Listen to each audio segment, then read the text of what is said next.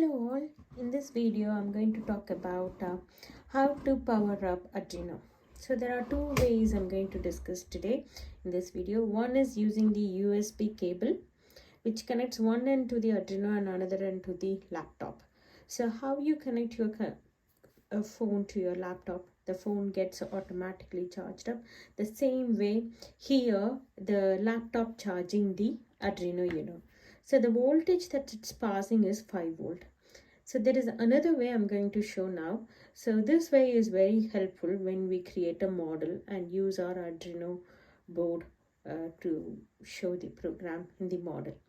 So now I'm going to unplug the USB cable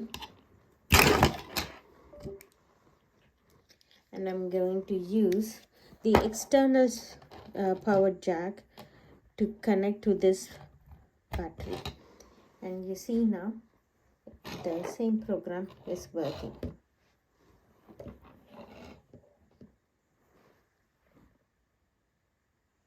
Thanks for watching.